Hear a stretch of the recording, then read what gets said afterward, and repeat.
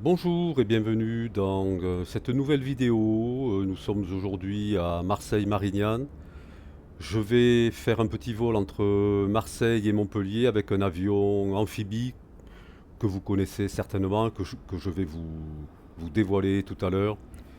Mais avant de faire ce petit vol, et si je vous montre cette perspective de l'aéroport de Marignane, c'est pour vous montrer non pas les deux magnifiques jets, certainement Dassault Aviation qui sont devant nous, mais derrière les Canadair qui sont au fond, parqués sur le tarmac de Marignane. Alors pourquoi est-ce que je vous montre ces avions? Parce que voilà, ce sont des descendants d'une page d'histoire qui s'est tournée, qui a été vécue, hein, qui s'est écrite à Marignane, sur l'étang de Berre, et dont avant de faire le vol, je tenais à vous parler parce que c'est quand même une page importante de notre aviation, et c'est une page qui a concerné l'hydravion. Et sans cette page-là, les avions que vous avez devant vous, les Canadair et l'avion amphibie sur lequel nous allons voler n'existeraient pas. Voilà.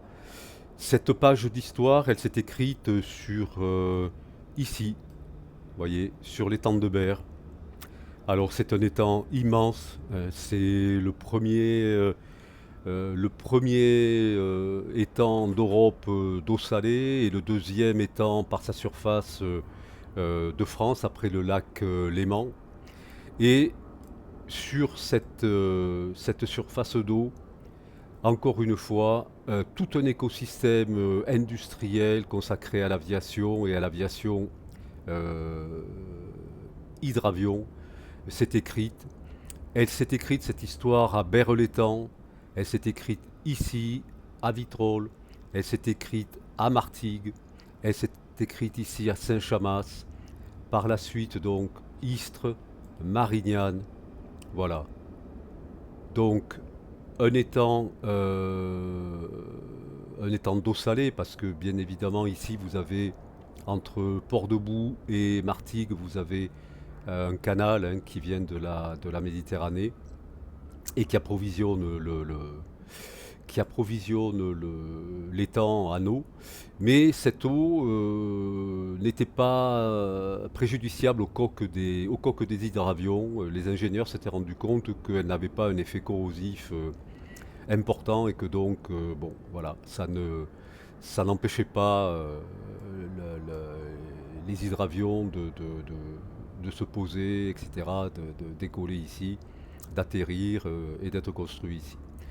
Voilà. Alors, cette présence d'hydravions, d'abord, euh, sans une personne qui s'appelle Henri Fabre, cette présence d'hydravion n'aurait jamais existé, puisqu'en 1910, Henri Fabre a été la première personne à effectuer le premier vol en hydroplane. Il l'a effectué à Martigues, hein, il l'a effectué ici, son premier vol. Et sans ce monsieur, eh bien, l'hydravion n'existerait pas. Voilà, il faut se souvenir de ce nom, Henri Fabre. C'est un Français et Cocorico, c'est grâce à lui que nous avons les Canadair. Euh, voilà. Donc, si je parle de cette histoire-là, c'est qu'aujourd'hui, je ne sais pas si les jeunes générations qui hantent les cockpits d'Airbus, de Boeing, etc.,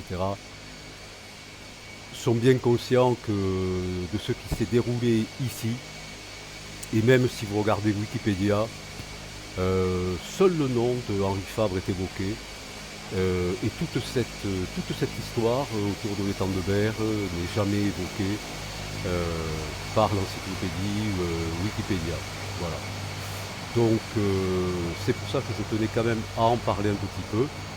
Donc Henri Fabre décolle en 1910.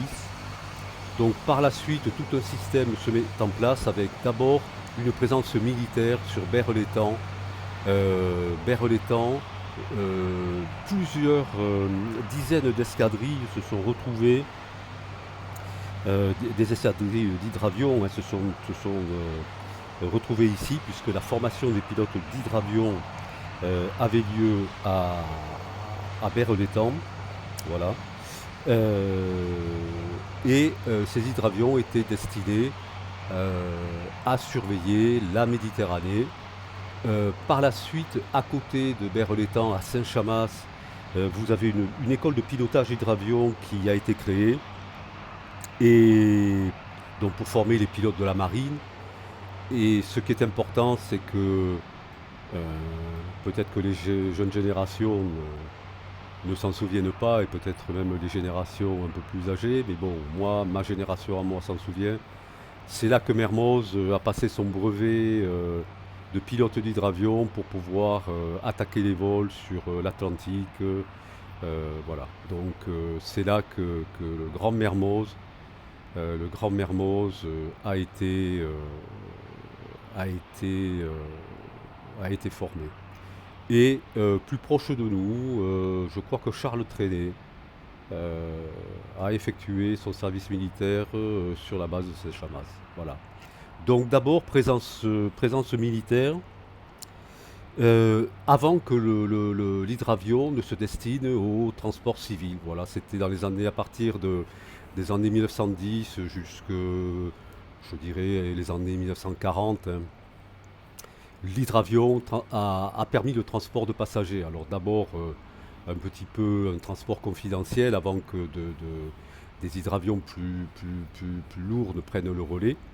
Et des sociétés sont venues, des sociétés célèbres hein, sont venues s'installer autour de l'étang de Berre pour soit construire, soit faire de la maintenance de l'hydravion. Et la première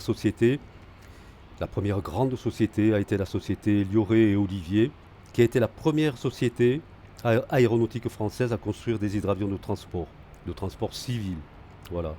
Ensuite, la société L'Aéronaval est venue s'installer entre Istres et Saint-Chamas pour effectuer des essais d'hydravions. Et à cette occasion, donc entre Istres ici et Saint-Chamas, alors quelque part par là, et à cette occasion, s'est construit un premier hangar révolutionnaire, puisque je crois révolutionnaire par son matériau qui était du béton très fin. C'est comment dirais-je, un hangar de la maison Bessonneau hein, qui a été construit. Je vous en parlerai tout à l'heure en conclusion de ce petit historique, et vous comprendrez pourquoi.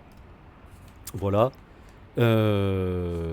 Ensuite, bon, ce qui s'est passé, c'est que petit à petit, la base de Marignane a commencé à, à se développer, la base d'Istres aussi. En attendant, ce qui s'est déroulé sur l'étang de Berre, c'est que des lignes se sont ouvertes à l'international, et une société, qui est la société CAMS, est venue s'installer et a produit des hydravions qui ont permis donc surtout comment dirais-je, le transport du courrier, puisque c'était une compagnie générale aéropostale. Voilà, la société CAMS a créé des hydravions, les CAMS 53, qui ont servi à la compagnie générale aéropostale pour transporter son courrier. Et c'est vrai que le transport de courrier a été une grande étape de l'aviation à l'époque. Air France est venu ensuite exploiter des lignes. Alors des lignes vers l'Afrique du Nord. Et aussi Air France a entretenu sur la base de Marignane des hydravions qui étaient destinés aux lignes qui allaient vers l'Amérique du Sud. Voilà. Il faut savoir dans les années 30, il y a le premier hydravion américain de la Pan Am qui est venu atterrir à Marseille avec du courrier et des passagers. Donc vous voyez que quand même, il y avait un trafic international qui se développait. Ensuite, grande société connue, la société Pothèse, qui est venue s'installer à Berre pour construire des hydravions. Donc vous voyez, Berre continuait euh, à côté de la partie militaire, une partie civile, hein, voilà, et se développent à partir des années 30 les hydravions de gros tonnage avec des emports de passagers d'une trentaine de passagers, je crois. Voilà, donc vous voyez une activité importante euh, avec encore une étape avec la création de la société. Alors je ne sais pas comment ça se prononçait, mais c'était la SNCASE dans fin des années 30, qui est une société qui regroupait, une société nationalisée, hein, qui regroupait plusieurs sociétés, dont la société Pothèse, et qui a construit des gros hydravions, et notamment le Léo H 246, qui pouvait emporter une trentaine de passagers sur, 2000 km, sur une distance de 2000 km. Et cet hydravion sera, ben, je dirais malheureusement, le dernier à traverser la Méditerranée, puisqu'à partir des années 40, le DC-3 est arrivé et a commencé à détrôner en tant que transport de fret, transport de passagers. Voilà. Donc, euh, j'en ai fini, hein, avec ce petit historique, mais ça me tenait à cœur de parler de ça, parce qu'aujourd'hui, quand on se pose à Marignane, euh, on n'a aucun, comment dirais-je, voilà, aucune trace, et encore peut-être, enfin oui, il en reste, je vais vous montrer, mais vraiment, voilà, il n'y a pas de trace de toute cette activité, de cette énorme activité qui s'est déroulée ici. À Berlétan, si vous allez à Berlétan, à l'entrée de Berlétan, vous avez dans un rond-point la reproduction du premier comment ils appelaient ça? C'était un hydroplane, voilà, pardon. Un hydroplane, hein, l'hydroplane de Henri Fabre, en structure métallique. Mais il faut savoir que cet hydravion, je crois, l'hydravion de Henri Fabre, vous l'avez au musée de l'air et de l'espace à Paris, au Bourget. Vous pouvez le voir, hein, si vous allez dans ce musée. Donc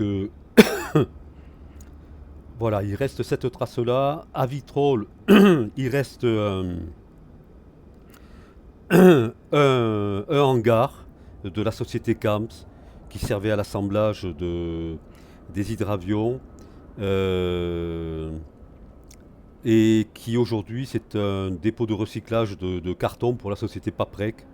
Donc habitant de Vitrolles, hein, si vous voyez le hangar Paprec, ben, rappelez-vous que dans ce hangar, il y avait des hydravions. À Berre-l'Étang, tout ce qui avait été construit, notamment 6 hangars énormes, hein, pour l'activité militaire et civile, il en reste qu'un qui a été transformé en piscine municipale. Donc quand habitant de Berlétan, si vous vous baignez dans cette piscine municipale, pensez qu'à l'époque, eh ben, c'était pas de l'eau chlorée, mais c'était des hydravions. Voilà. Euh, donc c'était les hangars Pothèse, hein, et tous ces hangars ont disparu. Et heureusement, heureusement, sur la base de Marignane, euh, je vous montrerai tout à l'heure, vous avez deux survivants de cette époque. Voilà,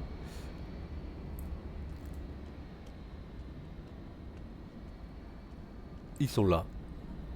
Voilà, ce sont deux hangars que vous pouvez voir si vous décollez, si vous atterrissez à Marignane, hein, on ne peut pas les manquer. Ce sont deux hangars de la société dont je vous ai parlé tout à l'heure, la société Bessonneau. C'était des hangars révolutionnaires à l'époque, hein, par leurs matériaux, par leur structure, leur étendue, etc. C'était immense. Donc ces deux hangars sont là, vestiges de ce passé. On ne peut pas les visiter, c'est trop dangereux. Mais écoutez, si un jour vous décollez de Marseille, hein, regardez-les. Voilà, ce sont les deux témoins du passé, euh, de ce passé d'hydravion, hein, de cette page hydravion qui a marqué les temps de Berne. Voilà. Quant à nous aujourd'hui, eh ben, écoutez, nous allons voler avec ben, cet avion amphibie hein, qui est le Grumman G111 hein, de la société Grumman. Alors voilà, je voulais, tout en rendant un petit hommage à ce passé, faire ce vol avec cet avion qui lui aussi n'existerait pas si Henri Favre n'avait pas fait décoller son hydravion dans les années en 1910. Hein. Voilà, donc le Grumman, avion amphibie des années 40, magnifique avion, deux moteurs 9 cylindres Wright Cyclone hein, de 1400 chevaux, et essentiellement utilisé par l'armée américaine pour des missions de surveillance, recherche et sauvetage. Voilà. Donc vous voyez très bien modélisé. Vraiment, il est magnifique cet hydravion. Enfin, cet amphibie.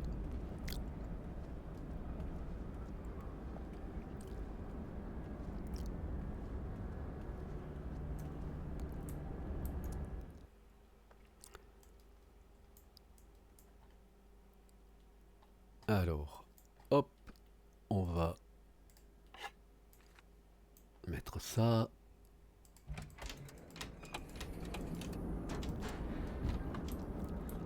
Et on va revoir de l'extérieur. On va prendre un peu de recul. Voilà, on va tourner autour du pylône.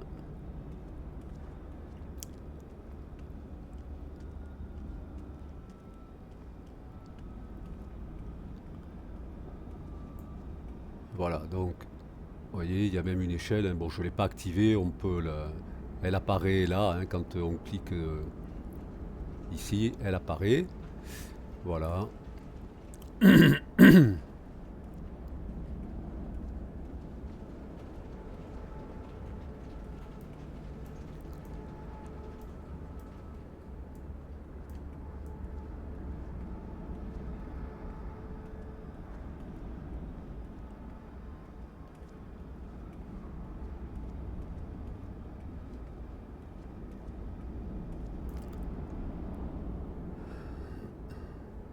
Voilà.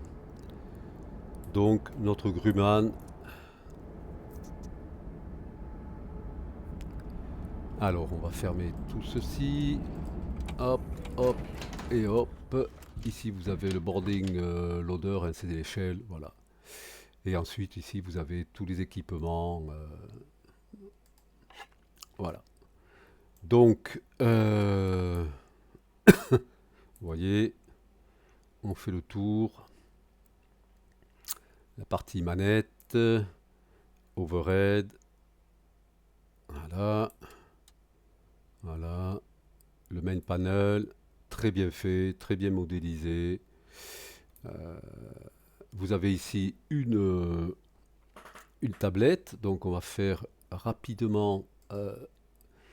On va garder deux pilotes. Au niveau du carburant, on va alléger le carburant dans les réservoirs auxiliaires. Voilà.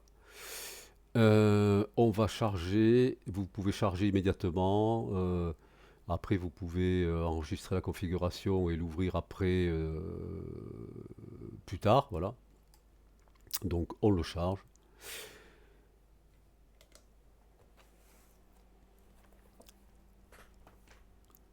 Alors,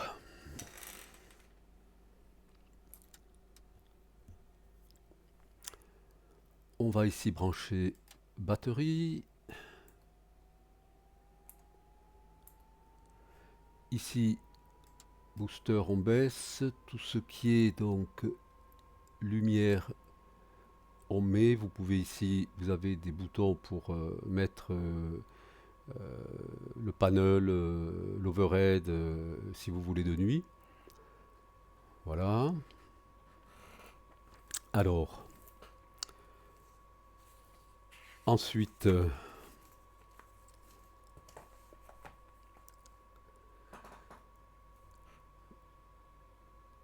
donc Radio Master, c'est fait.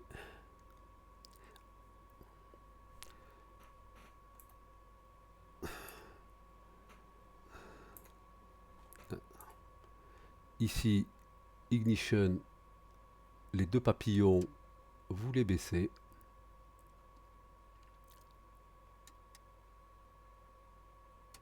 Voilà.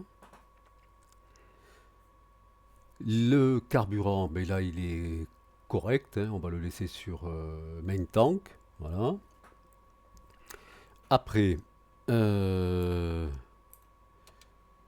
ici, on va ouvrir tout ce qui est, tout ce qui est volet de capot. Alors, volet de capot, ça se passe sur les moteurs. Sur les moteurs, vous en avez un ici et un dessous. Donc, on va ouvrir ça. Donc, vous laissez les switches levés pendant une dizaine de secondes environ.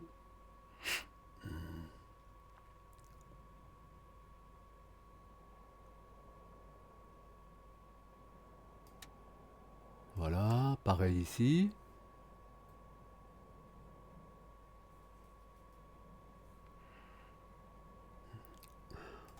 Voilà, si on revient, on voit qu'ici, la trappe est ouverte et la trappe est ouverte ici. Voilà.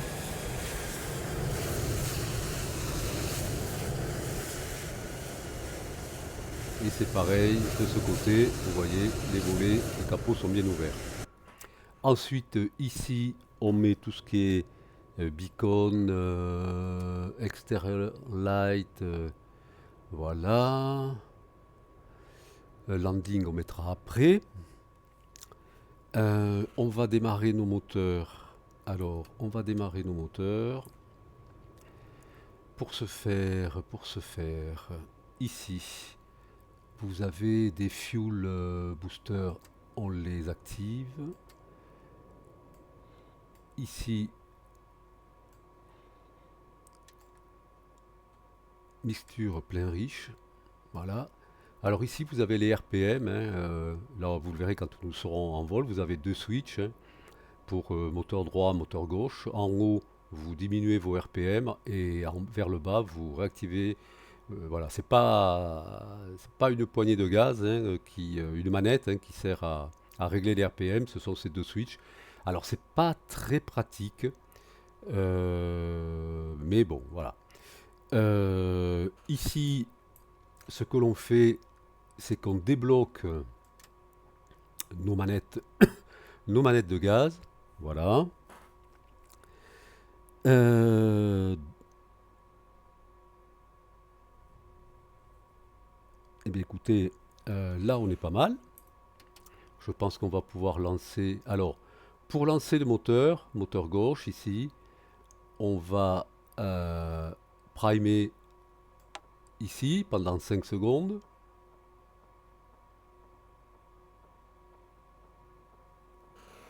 Voilà. Alors, ce qu'on va faire, on va se mettre comme ça et on va se mettre comme ça. Voilà. Donc, on a primé.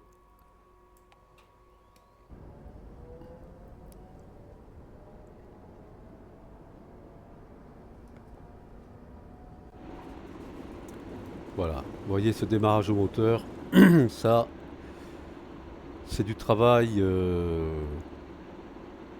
qualité, d'un réalisme absolu. Entre le bruit, la fumée, voilà, la fumée va se dissiper, je vous rassure, hein, c'est pas un incendie moteur. Mais voilà, ça c'est vraiment très immersif, c'est un régal. Une fois que c'est fait, ici, générateur, voilà. On fait pareil à droite, un petit coup de prime.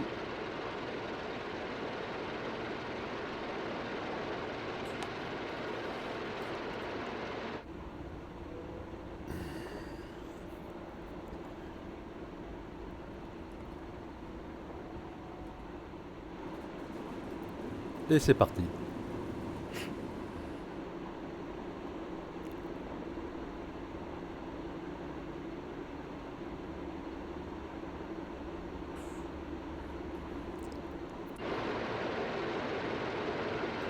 Alors, les générateurs, c'est bon. On va mettre... alors,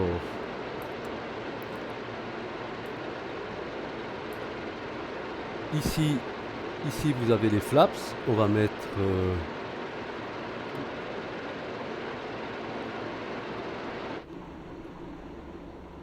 voilà, on vérifie, ils sont bien sortis.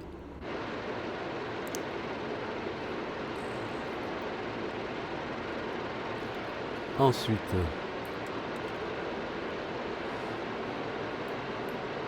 ici, pitot, ventilation.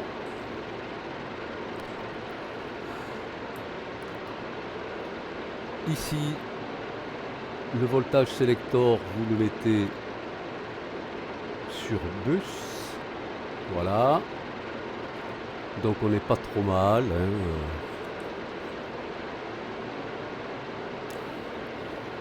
On va pouvoir rouler.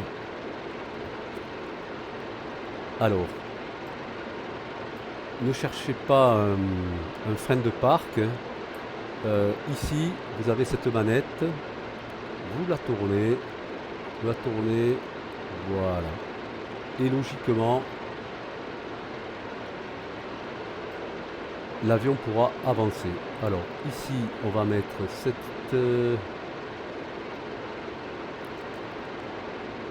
7003. Ouais.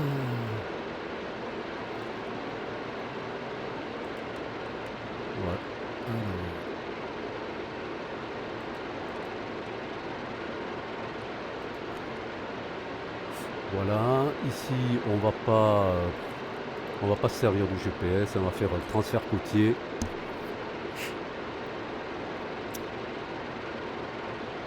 Alors ici, vous avez un autopilote, hein, mais vous en avez encore un ici.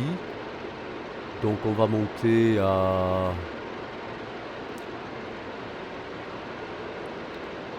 On va monter à 5000 pieds.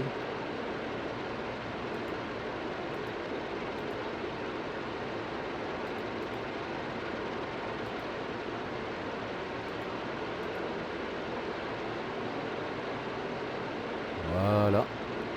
Donc température, c'est dans le vert. Le fuel, on en a assez. Voilà. Bah écoutez, on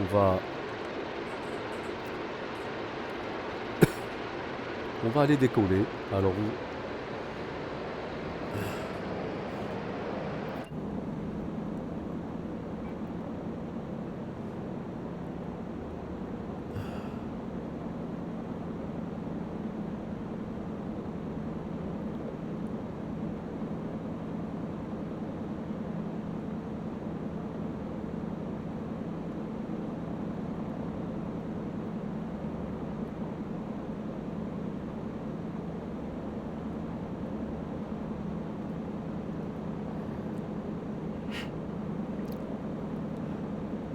on va essayer de rester quand même au milieu.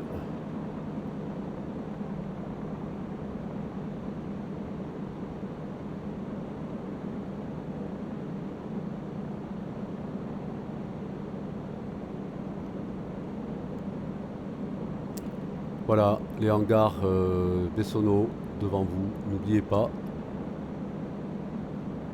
La trace du passé. J'espère qu'ils resteront longtemps là.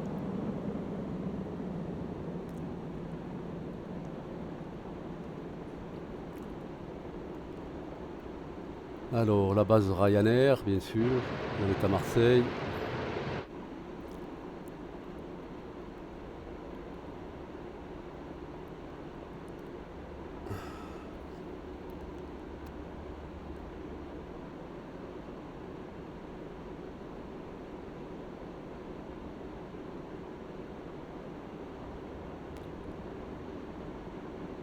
très, très bel avion, hein. Vraiment, j'aime beaucoup.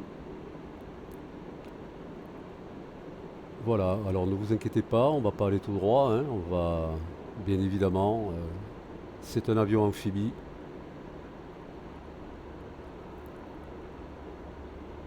Alors la digue que vous voyez là est aussi une survivance du passé, puisque les hydravions, les gros hydravions venaient s'amarrer là, hein. Voilà, ça aussi, il faut que ce soit conservé et salé, hein.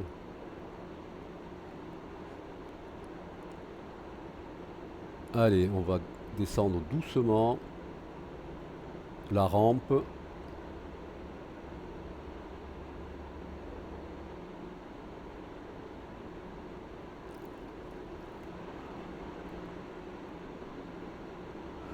On va rentrer dans l'eau.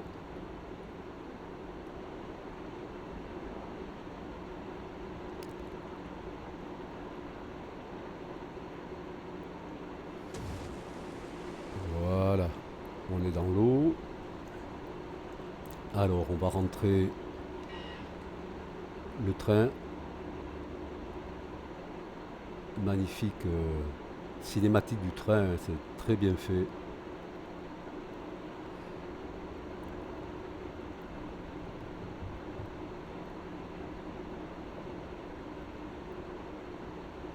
Voilà, donc nous sommes prêts. Alors, pour décoller, ce que l'on fait, on va, hop, enclencher cette manette. Nos flaps, c'est bon. Bah écoutez, on va décoller, direction Montpellier. Alors, historiquement, le départ de Marseille, c'est une réalité. L'atterrissage à Montpellier, vous verrez, je vais faire quelque chose qui certainement n'a pas existé, mais l'aéroport de Montpellier permet cette, je dirais, ce clin d'œil, hein, voilà.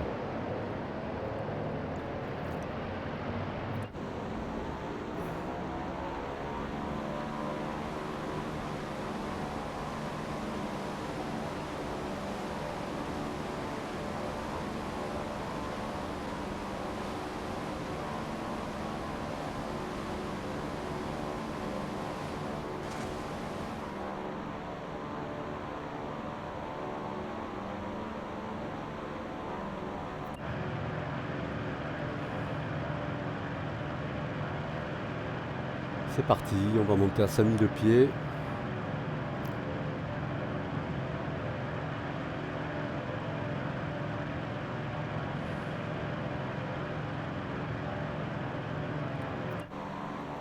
Donc vous voyez l'étang de Berre, alors Berre l'étang, là, là vous avez Vitrolles.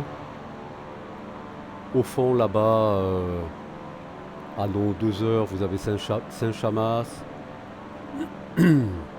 Et sur notre gauche, là, vous voyez, au fond, vous avez euh, le bras d'eau, hein, qui nous amène à la Méditerranée, qui fait rentrer l'eau avec Martigues, Port-de-Bouc. Voilà. Et donc Henri Fabre a fait son vol à Martigues, qui est quasiment en bout de notre aile gauche, hein. Et aujourd'hui, ce sont des complexes pétrochimiques, hein, et notamment l'usine Shell, hein, qui est là. Voilà. Une autre vie. Allez, on va rentrer nos flaps.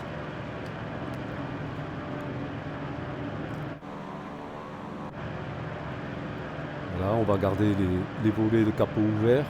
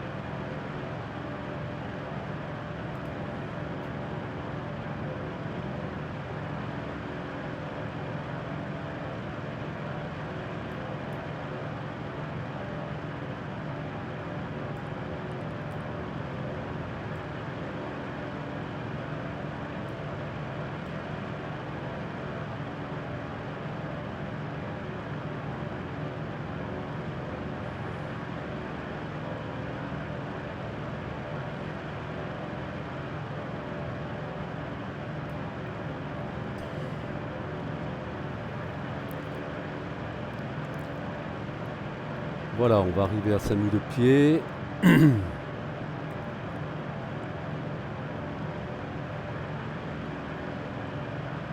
On va se stabiliser. On va enclencher notre altitude. Alors, on va réduire les RPM ici.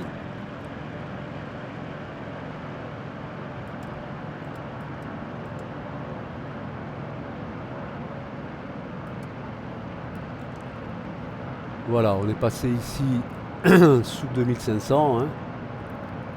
Là, voilà. On va rentrer nos volets de capot.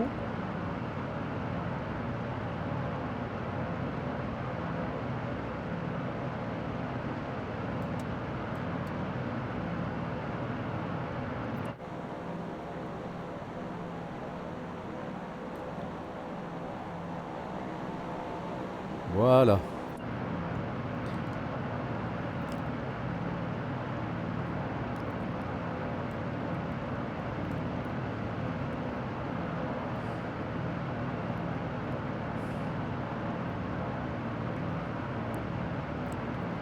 On va trimer un petit peu le...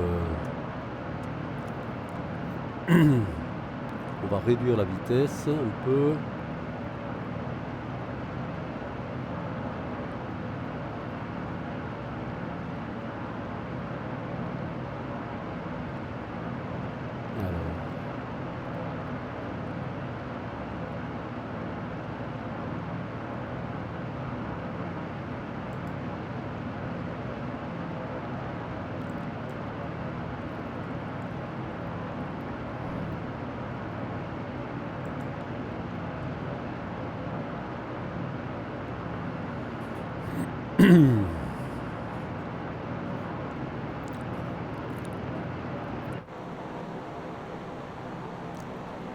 Voilà le Grumman G111.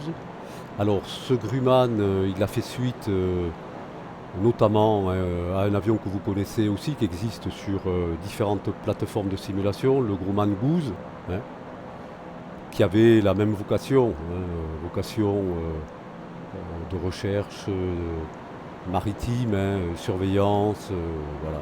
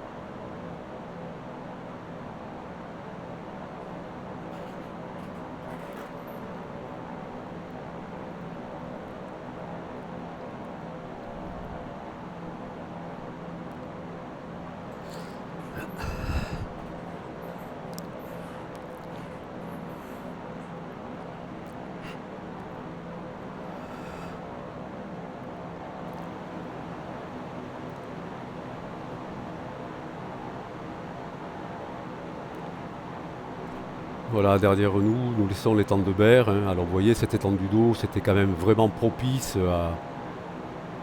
à toute cette activité. Alors c'était pas bien sûr le seul endroit. Hein. Il y avait dans les Pyrénées Atlantiques, Biscarros. Voilà, hein. Bon, c'était pas la seule base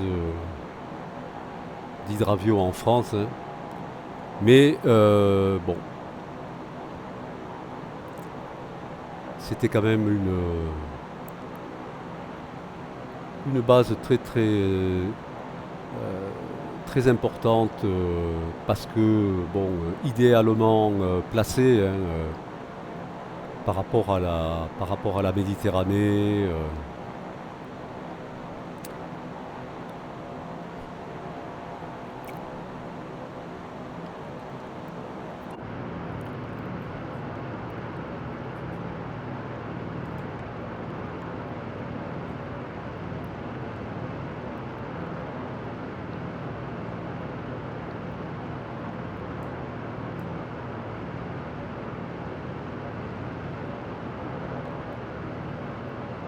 Allez, on va suivre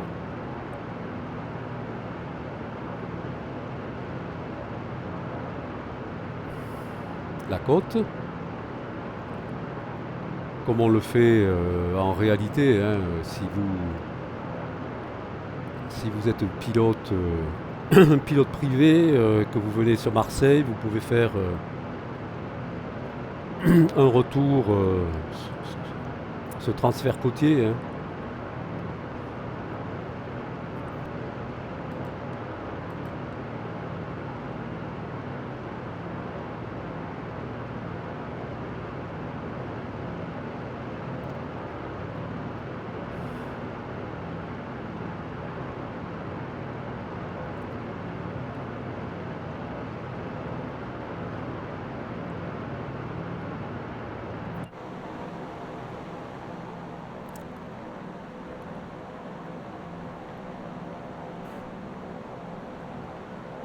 Voilà, un autre étang important chez nous, hein, c'est l'étang de Vacarès, hein, très connu,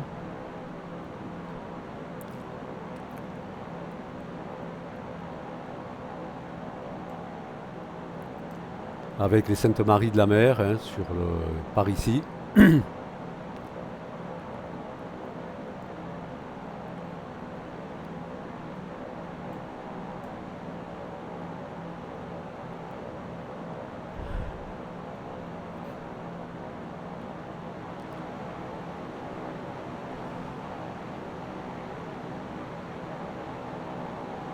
Voilà, ici on a laissé Port Saint-Louis-du-Rhône, hein.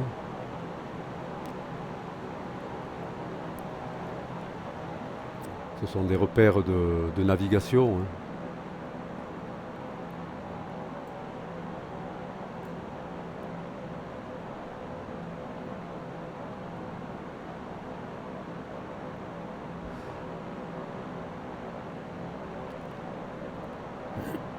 Donc déjà ici vous voyez notre arrivée, Montpellier, avec sur la droite vous avez comment dirais-je, Aigues-Mortes, hein, le Gros du Roi ici, Aigues-Mortes plus vers les Salins du Midi. Je ne sais pas si on peut les voir.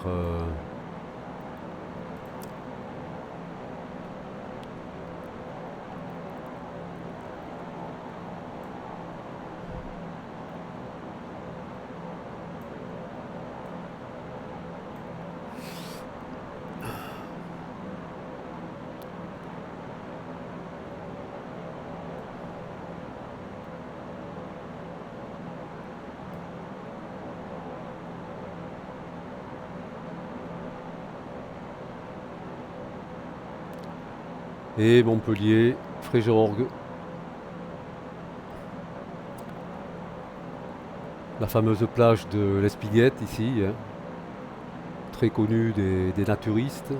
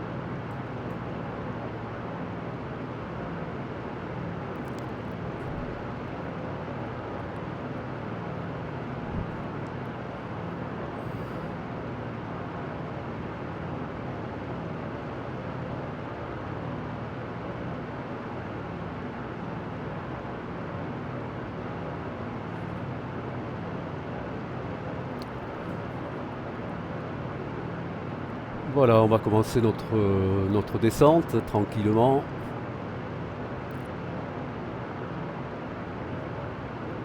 On va couper le pilote automatique. On va remettre nos RPM.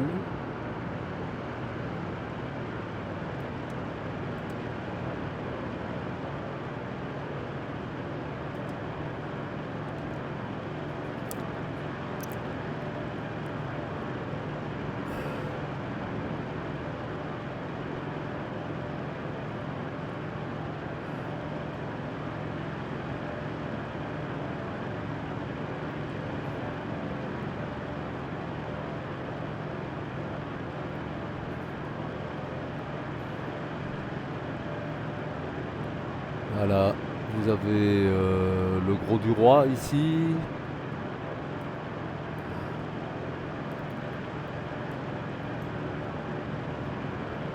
Le Gros du Roi ici.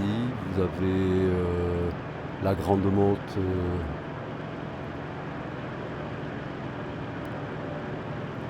Là, par là.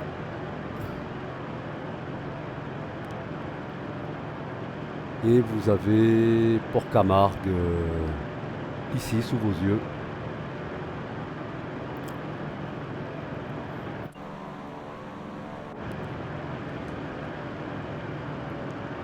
Et devant nous, la piste de Fréjord.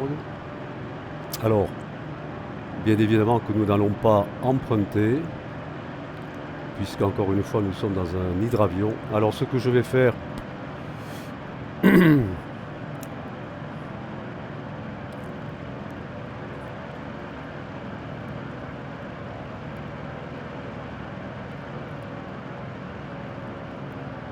c'est pas, je pense, n'est pas réaliste, hein, mais bon.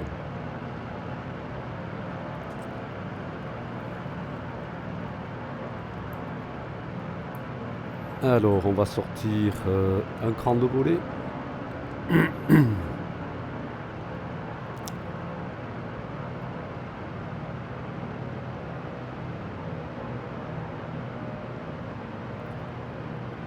On va pas sortir nos volets de capot, il fait pas chaud.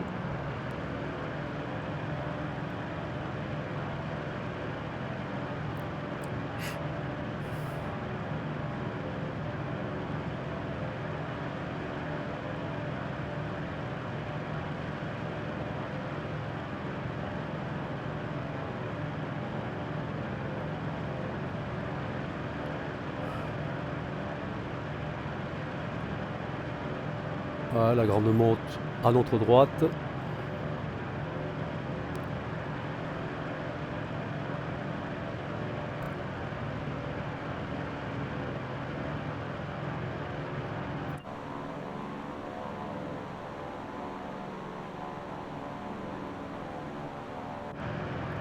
Allez.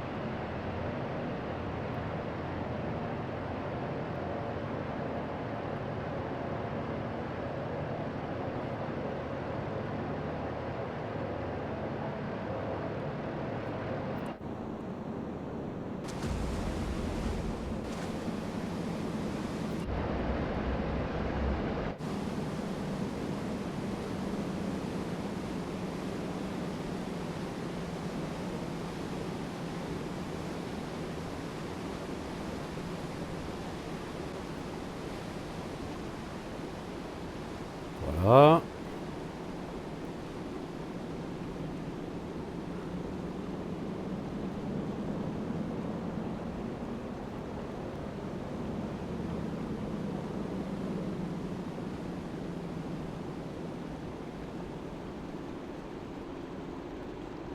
Alors, on va baisser le train.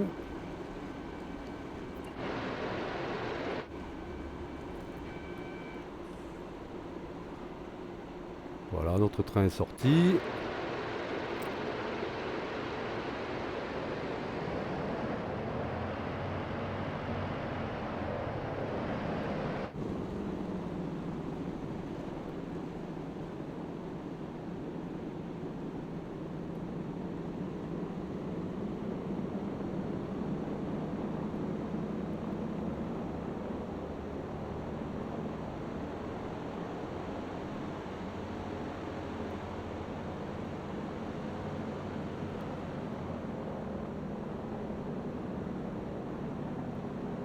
Et voilà.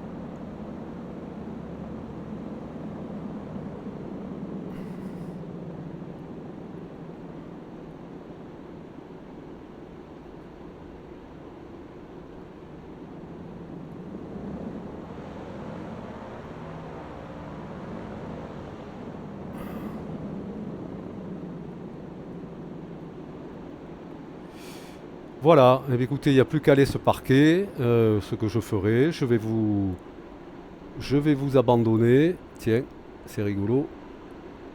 On a un bus là. Alors là, j'avais jamais vu ça. Que fait ce bus? Ah, il est plus. Voilà, donc écoutez, j'espère que ce petit vol vous aura plu, que l'aspect historique ne vous aura pas n'aura pas été rébarbatif. Hein. Voilà, je tenais quand même à faire ce petit clin d'œil à tous ces pionniers de l'aviation, sans lesquels, eh écoutez, je n'aurais pas fait le vol avec le Grumman G111 aujourd'hui.